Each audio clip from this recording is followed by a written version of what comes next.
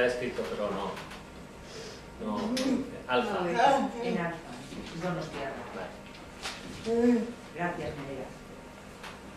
Una última pregunta, por mi parte al menos. ¿Esta experiencia es novedosa? ¿Existe algo parecido en algún otro lugar?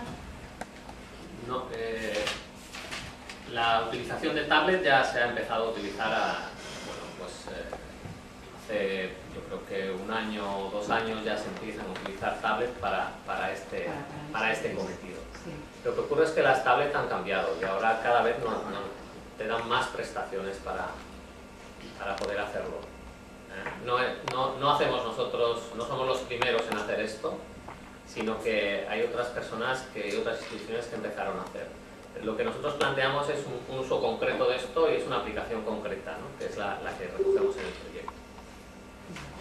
Sí, por ejemplo, igual, no sé si en tu caso, Conchi, estuviste, presentamos junto con Uriaspi, por ejemplo, no sé si alguno recordaréis, presentamos un dispositivo, posiblemente con personas con una mayor dificultad de comunicación, dispositivo que consistía, en una fase de ensayo, que consistía en poder medir pues, las reacciones a través del pulso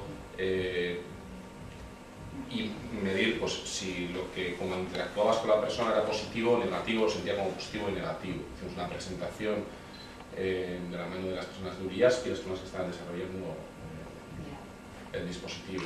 Evidentemente, pues, con unas de comunicación muchísimo mayores, claro, una función básica a través de pues, los biorritmos para poder interpretar, que la persona cuidadora interprete pues, el estado en el que se encuentra esa persona. Sí, los sistemas de comunicación aumentativos alternativos, que es como se llaman estos sistemas de alta tecnología que le llaman, ¿no? Porque bueno, hay un ordenador detrás, se vienen utilizando desde hace bastantes años. Inicialmente eran unos aparatos de gran medida muy caros, muy pesados, muy farragosos, y claro, con la aparición y difusión de los tablets, pues esto lo ha abaratado, ha aumentado las posibilidades por la potencia, por la portabilidad, por todo eso. El proyecto es innovador en la aplicación concreta.